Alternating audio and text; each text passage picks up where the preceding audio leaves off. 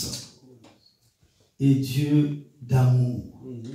Que la magnificence et l'honneur reviennent à toi et à toi seul. Quand tu as créé l'homme, tu l'as béni. Amen. Quand l'homme est tombé, Seigneur, tu ne l'as pas abandonné. C'est vrai. Tu as toujours désiré ton meilleur pour sa vie. Merci. Qu'il en soit ainsi pour nos vies en cette soirée. Et la vie de ceux et de celles qui nous suivent actuellement, maintenant, sur les réseaux sociaux. Sois élevé, ô notre Père et notre Dieu. Et au nom de Christ Jésus de Nazareth, nous t'avons prié. Et que quelqu'un dise Amen. Amen. Amen, amen, amen, amen.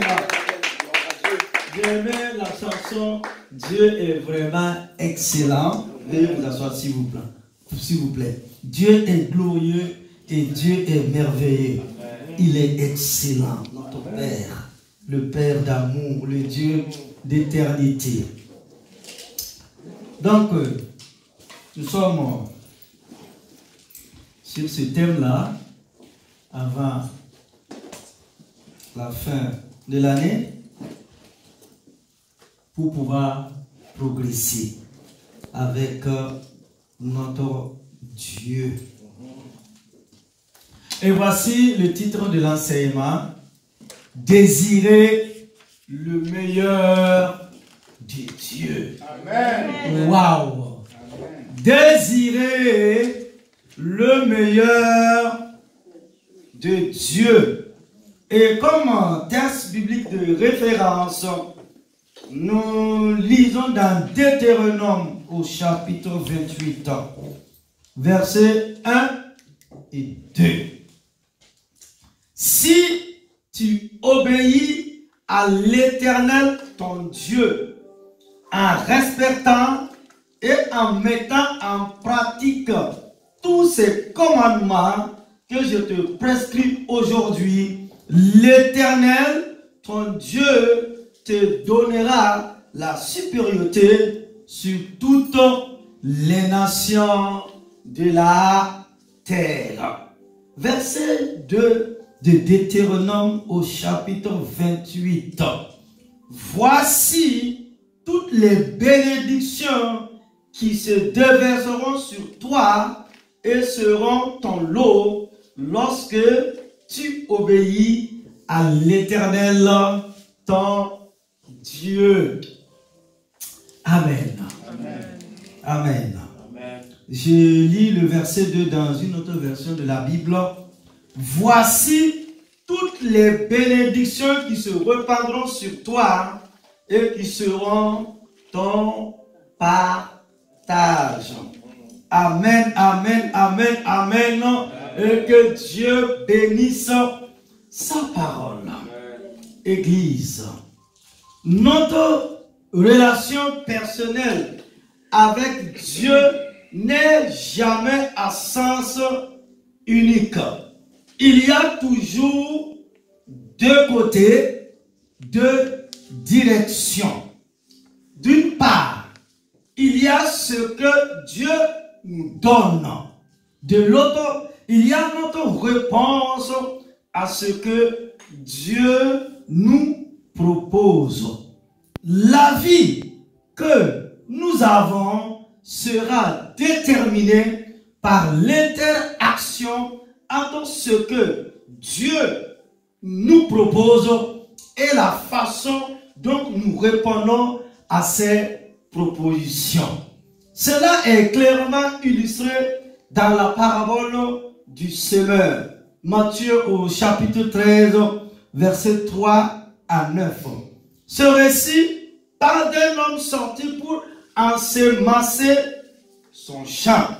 La semence tombe dans 4 types de sols différents. Premièrement, une partie de la semence est tombée le long du chemin. Et comme le sol était dur, et foulée par les pieds des passants, elle n'a même pas pu pénétrer dans le sol. Les oiseaux du ciel l'ont mangée et elle n'a rien produit. Deuxièmement, une autre partie de la sémence est tombée dans un sol rocailleux. Elle a un peu poussé jusqu'à ce que ses racines rencontrent des pierres. Elle a alors commencé à croître trop vite, sans aucune racine en profondeur. Lorsque le soleil est devenu brûlant, les plantes se sont desséchées et cette sémence s'est également desséchée. Voici ce que Jésus dit à propos du bon sol et de la sémence qui y tombe. Celui qui a reçu la sémence dans la bonne terre, c'est celui qui entend la parole et la comprend. Il porte du fruit et un grain en donne 100, un autre 60, un autre 30. Matthieu 13, 23. Deux facteurs clés, c'est celui qui produit du fruit. D'abord, il écoute la parole et ensuite, il la comprend. Cela est vrai de quiconque représente la bonne terre. Cependant, même si tous ceux qui représentent la bonne terre produisent du fruit, il existe une très grande différence au niveau du rendement. C'est ce que je vous propose de découvrir en 2 points au cours de l'enseignement de la soirée. Oh, alléluia. Premièrement, désirer le meilleur de Dieu. Si vous désirez le meilleur de Dieu, la première condition est de le vouloir.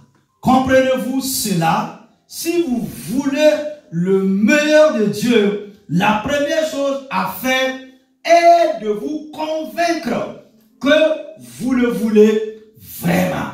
C'est la décision de base. Vous devez vouloir le meilleur de Dieu et vous devez décider que vous ne vous contenterez que du meilleur de Dieu. Dieu ne vous obligera pas à faire ce choix. C'est à vous de prendre cette décision. Je voudrais illustrer ce principe par l'histoire de 2 jumeaux, Jacob et Ésaü. Je tirerai de ce récit ce que je considère être le principe clé. Dieu affirme 2 choses remarquables dans l'écriture sur Jacob et Ésaü. Par exemple, dans Malachie, le dernier livre de l'Ancien Testament, bien sûr, Malachie au chapitre 1, versets 2 et 3, l'Éternel parle aux Israélites qui étaient les descendants du Jacob et leur dit ceci. Ésaü n'est-il pas frère de Jacob? Dit l'Éternel.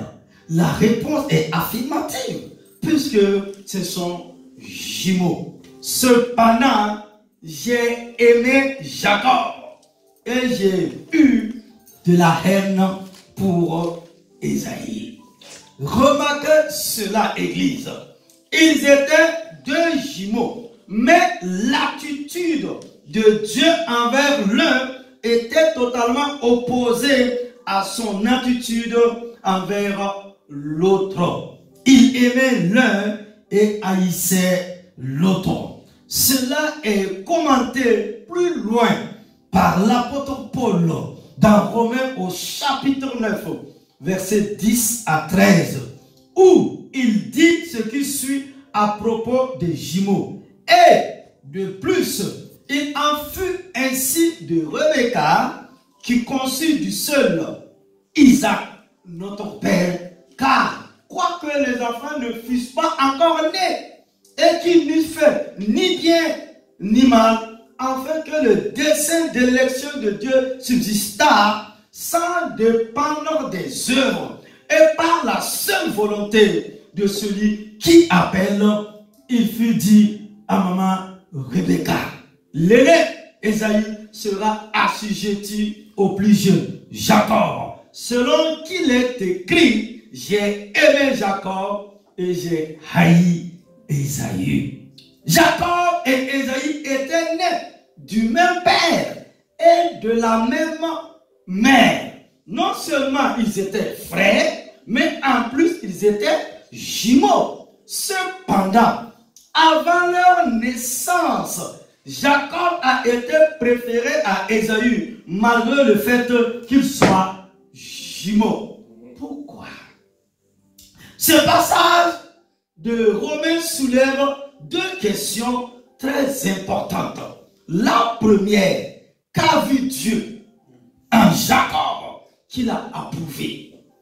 La deuxième, qu'a vu Dieu en Ésaü qu'il a désapprouvé? Si nous résumons ces deux questions, nous dirons pourquoi Dieu a-t-il aimé Jacob et haï Ésaü?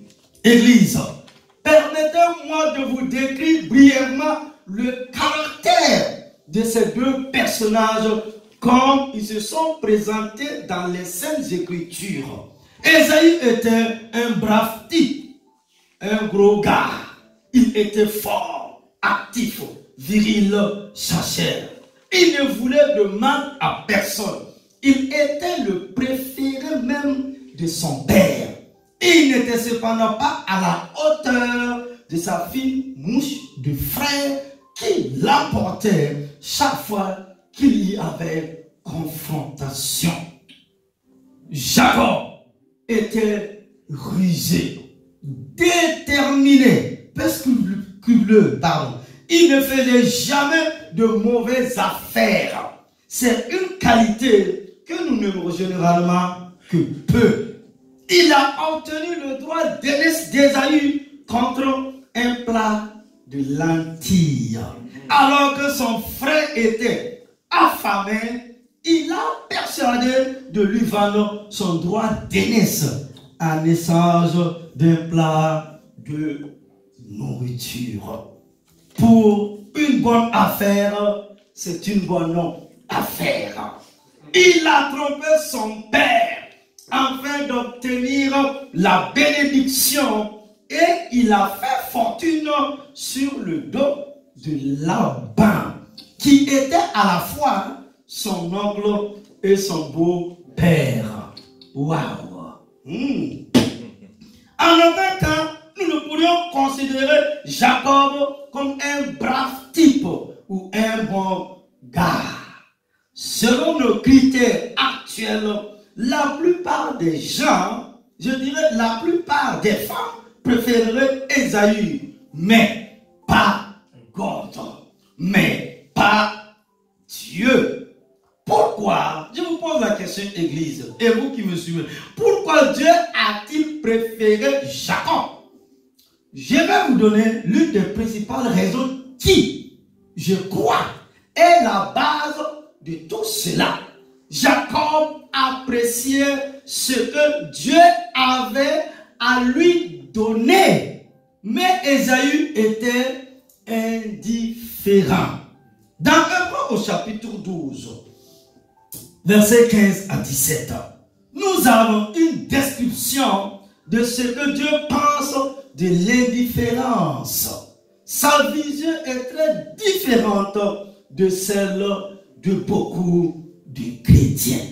À propos de l'attitude d'Ésaü, l'auteur dit ceci: veillez à ce que personne ne se prive de la grâce de Dieu, à ce que aucune ratine d'amertume ne produise des rejetons et ne cause du trouble, et que plusieurs n'en soient infectés. Veillez à ce que personne ne soit débauché, ni profanateur comme Ésaü, qui, pour un seul plat, vendit son droit d'aînesse. Dieu. Vous savez que plus tard, quand il voulut hériter de la bénédiction, il fut rejeté, car il ne trouva pas moyen d'amener son père Isaac à changer d'avis, bien qu'il l'ait cherché avec larmes. Remarquez bien comment est décrit Ésaü. Il est dit qu'il était profanateur et est mis au même niveau que les débauchés. Il est également décrit comme tel parce que pour un seul repas, un plat de lentilles, il a vendu son héritage. Comme il nous est dit dans Genèse au chapitre 25, verset 34, Ésaü méprisa le droit d'aînesse.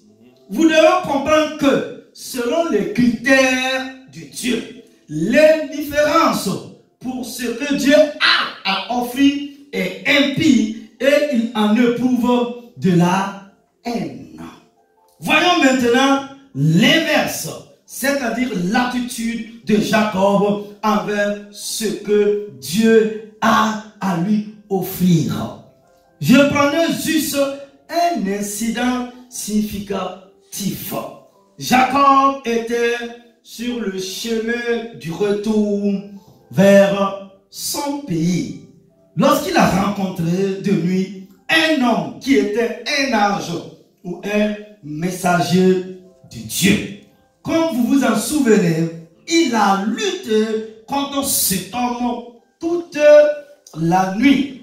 Cela est typique de Jacob, car c'était un lutteur. Il se battait toujours pour avoir le dessus. Jacob demeura seul. Où sont passées ces 4 femmes? Ses servantes, ses serviteurs, toute cette fortune qu'il a amassée, c'est son oncle, c'est son beau-père là-bas. Ma Bible me dit, Jacob demeura seul. Alors un homme lutta avec lui jusqu'au lever de l'aurore. Voyant qu'il ne pouvait le vaincre, cet homme le frappa à l'emboîture de la hanche. Et l'emboîture de la hanche de Jacob se démit pendant qu'il luttait avec Dieu. Il dit, laisse-moi aller, car l'aurore se lève. Et Jacob répondit, je ne te laisserai point aller que tu ne m'aies béni. Il lui dit, quel est ton nom? Et il répondit, Jacob. Il dit encore, ton nom ne sera plus Jacob, mais tu seras appelé Israël. Car tu as lutté avec Dieu et avec les hommes et tu as été vainqueur. Waouh! Genèse au chapitre 32, verset 24. Ici, Israël signifie luttant avec Dieu. Comme c'est bien de lui. Jacob était un bagarreur, un lutteur. Cependant, il avait un principe de base. C'est de vouloir le meilleur de Dieu. Il dit à cet ange, je ne te laisserai point aller que tu m'aies béni. Je crois que là se trouve l'explication de la faveur de Dieu envers Jacob. Dieu ne trouve pas d'excuses aux défauts de Jacob. Il n'en trouvera jamais au nôtre. Mais parce que Jacob n'a pas cédé avant d'avoir le meilleur de Dieu, ce dernier a pu peu à peu traiter avec lui et faire de lui le genre d'homme qu'il voulait ou le genre de femme qu'il voulait qu'il soit. La condition est le point de départ. C'est ce que Jacob ne voulait rien de moins que le meilleur de Dieu. Et nous arrivons au grand 2. Deuxièmement, gardez les yeux fixés sur la croix. Gardez les yeux fixés sur Jésus. Il y a une deuxième façon de compléter cette phrase. Si vous désirez le meilleur de Dieu, et c'est ayez le regard sur Jésus. Il nous est dit dans Hébreux au chapitre 12, versets 1 et 2. Nous donc, là on parle de nous là. Nous donc, puisque nous sommes environnés d'une si grande nuée de témoins, rejetons tout fardeau et le péché qui nous enveloppe si facilement et courons avec persévérance dans la carrière qui nous est ouverte. Ayant le regard sur Jésus, le chef et le consommateur de la foi, qui, en vue de la joie qui lui était réservée, a souffert la croix, méprisé l'ignominie et s'est assis à la droite du trône de Dieu. Et je vais lire dans une autre version, je vais lire dans la Bible seconde 21 avec les paroles ou les mots d'aujourd'hui. Hébreux chapitre 12. Suivez avec moi. Vous allez voir un peu la différence. Hébreux chapitre 12, versets 1 et 2. Nous donc aussi, puisque nous sommes entourés d'une si grande nuée de témoins, rejetons tout fardeau et le péché qui nous enveloppe si facilement et courons avec persévérance l'épreuve qui nous est proposée. Verset 2. Faisons-le en gardant les regards sur Jésus qui fait naître la foi. Waouh! Et l'amène à la perfection. En naissant de la joie qui lui était réservée, il a souffert la croix en méprisant la honte qui s'y attachait et il s'est assis à la droite du trône de Dieu. Waouh! J'aime beaucoup ce verset. Alléluia. Mon frère, il y a un certain nombre d'étapes logiques dans ce que l'auteur nous dit. D'abord, il nous fait remarquer que nous sommes environnés d'une si grande nuée de témoins. Il se réfère à Hébreux au chapitre 11 qui parle des grands saints et des grands saints de l'Ancien Testament qui ont été victorieux, des hommes et des femmes qui ont trouvé le meilleur de Dieu. L'auteur dit que nous sommes entourés par une nuée de témoins, des gens qui ont prouvé à travers leur vie et leur expérience qu'il est vraiment possible de trouver le meilleur de Dieu. Amen. Voilà le point de départ. Amen. Oh, alléluia. Amen. Si nous voulons le meilleur de Dieu, cela revient à participer à une course. Afin d'être victorieux, nous devons nous débarrasser de tout ce qui nous gêne. Un coureur chasse les kilos superflus. Il n'a rien sur lui d'inutile. Ça sera difficile pour toi de... Vous voyez, dans notre cas, c'est le péché qui nous embarrasse. Et nous devons nous assurer que rien ne nous fera trébucher.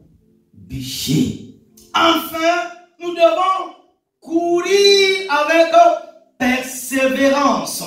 Je l'ai dit plus haut à propos de la bonne terre dans la parabole du semeur, que les trois conditions étaient d'écouter la parole, de la retenir et de porter du fruit avec persévérance. Ayant posé ses fondements pour la victoire, l'auteur des Hébreux en vient à ce que je considère comme le point essentiel. Ayant les regards sur Jésus, le chef et le consommateur de la foi. Voilà la clé pour la victoire. Avoir le regard fixé sur Jésus. Gardez donc vos yeux fixés sur Jésus de Nazareth. L'auteur souligne que Jésus est à la fois l'auteur et celui qui amène la foi à la perfection. En termes simples, je dirais qu'il est l'initiateur de notre foi et celui qui l'amène à la perfection. Nous réalisons probablement tous que Jésus est l'initiateur, mais parfois nous oublions le fait qu'il est également celui qui l'amène à son terme. Si nous voulons que notre foi soit complète, nous devons garder le regard fixé sur Jésus. Il ne suffit pas de commencer en ayant le regard fixé sur Jésus, puis de se laisser distraire et de regarder ailleurs. Si nous faisons cela, notre foi ne sera jamais parfaite. À ce propos, je voudrais vous faire remarquer 4 faits simples qui donnent chacun une raison de continuer à avoir le regard fixé sur Jésus.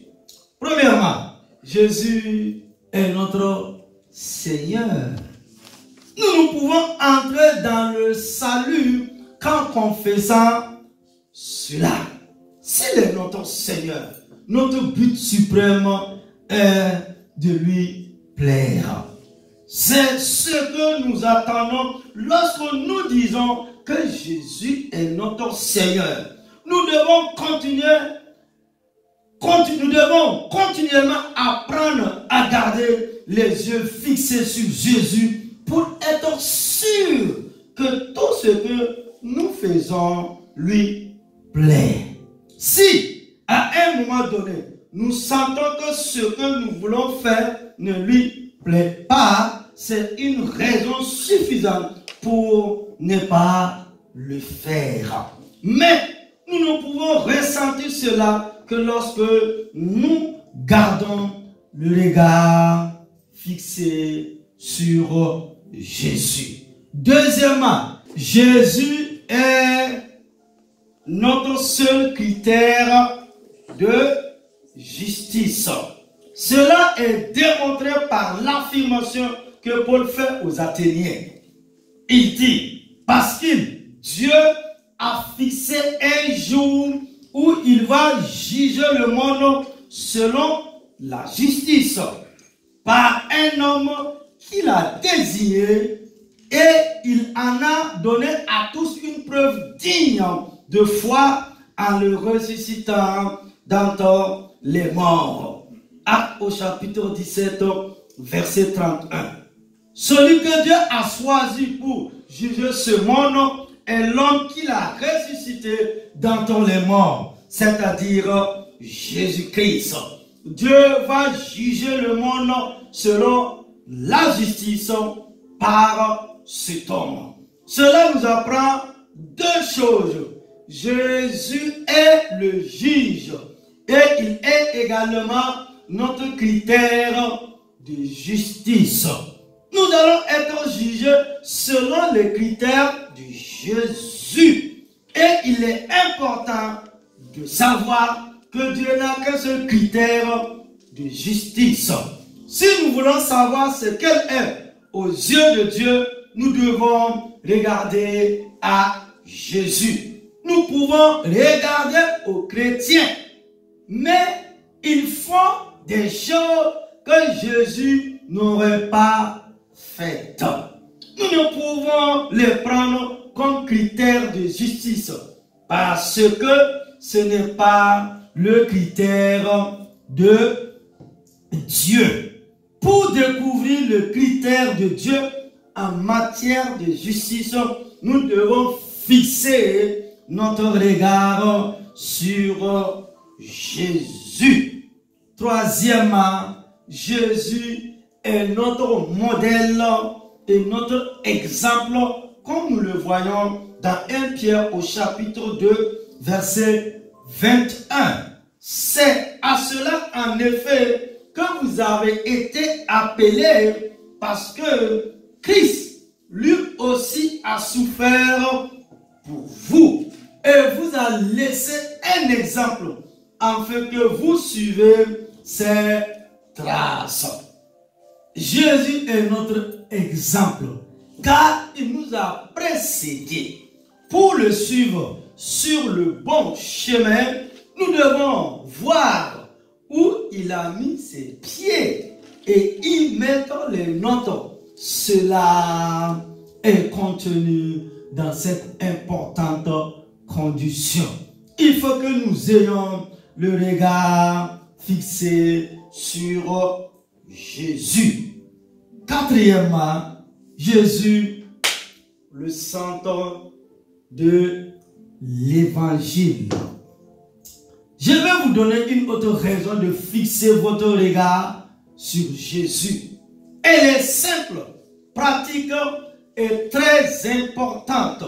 Tout l'évangile est centré sur ce que Jésus a fait pour nous. Cela est clairement affirmé par l'apôtre Paul dans 1 Corinthiens. Remarquez qu'il y a des ordres d'importance dans les choses de Dieu. Mais les choses que Paul écrit ici sont de première importance. Il fait 3 affirmations simples et chacune d'elles se réfère à Jésus-Christ. Je vous ai transmis avant tout ce que j'avais aussi reçu. Christ est mort pour nos péchés, selon les Écritures. Il a été enseveli et il est ressuscité le 3e jour, selon les Saintes Écritures. 1 Corinthiens au chapitre 15, versets 3 et 4. Voilà l'évangile. Ce sont des faits de première importance. Toutes les autres choses de l'évangile sont de seconde importance comparées à ces 3 faits. Tous centrés sur Jésus. Il est mort, il a été enseveli et il est ressuscité le 3e jour. Nous ne pouvons pas permettre que quelque chose d'autre devienne plus important que ces 3 faits. Nous devons être vigilants afin de ne pas nous laisser entraîner loin de ces vérités de base. Donc Jésus-Christ est le centre. Paul, l'apôtre, avertit Timothée à ce propos dans 2 Timothée au chapitre 2, versets 8 et 9. Lettre qu'il a écrite en prison alors qu'il allait bientôt mourir. Il dit, souviens-toi de Jésus-Christ, ressuscité d'entre les morts, issu de la descendance de David, selon mon évangile, pour lequel je souffre jusqu'à être lié comme un malfaiteur. Mais la parole de Dieu n'est pas liée. Amen. Notez ces mots. Souviens-toi, ô Église, ô enfant de Dieu, souviens-toi de Jésus-Christ, ressuscité d'entre les morts, selon mon évangile. Comme c'est simple, c'est exactement la même chose que ce qu'il dit dans 1 Corinthiens 15. Tout le message est centré sur la personne de Jésus-Christ. Sa mort, son ensevelissement et sa résurrection victorieuse. Paul dit également à Timothée de ne pas se détourner de ces points centraux, mais de garder les yeux fixés sur Jésus. Il y a un véritable risque pour les chrétiens de devenir trop sophistiqués ou trop spirituels. Beaucoup d'entre eux se perdent en devenant trop spirituels. Laissez-moi vous exhorter par ce que Paul a dit à Timothée. Souviens-toi de Jésus-Christ, ressuscité d'entre les morts. Waouh! Celui qui a dit, je suis le chemin, je suis la vérité et la vie. Souviens-toi de Jésus-Christ. 2 Timothée 2,8. L'une des façons pratiques et importantes de se souvenir de Jésus, c'est à travers la Sainte Seine ou le repas du Seigneur. Jésus dit, faites ceci en mémoire de moi toutes les fois que vous en boirez. 1 Corinthiens 11, 25. C'est une façon biblique très simple de se souvenir de Jésus et de garder les yeux fixés sur lui. Souvenez-vous qu'il dit toutes les fois que vous en boirez et pas seulement de temps en temps. Jésus veut que nous ayons constamment le regard fixé sur lui. Et nous arrivons à la conclusion. Souviens-toi de Jésus-Christ ressuscité d'entre les morts. Conclusion. Voici les paroles de Jésus lors du sermon sur la montagne. Heureux ceux qui sont doux, car ils hériteront la terre. Matthieu chapitre 5, verset 5. Comprenez-vous? Ils n'ont pas à conquérir la terre. Ils vont en hériter. Ceux-là, les ravisseurs, seront éliminés. Ils auront tous une fin. Les cupides, ceux qui agissent sans scrupule, qui sont pleins de convoitises, les violents et les méchants. La Bible dit qu'il n'y aura plus. On cherchera l'homme méchant et on ne le trouvera plus. Cependant, le doux héritera de la terre. Il est si important d'apprendre à laisser Dieu choisir notre héritage pour nous et de comprendre que ce que le Père donne est plus grand que tous. Et jeune homme, souviens-toi de Jésus-Christ ressuscité d'entre les morts. Et que quelqu'un dise Amen, Amen, Amen, Amen. Alléluia. Souviens-toi de Jésus-Christ. Lève-toi, nous allons prier.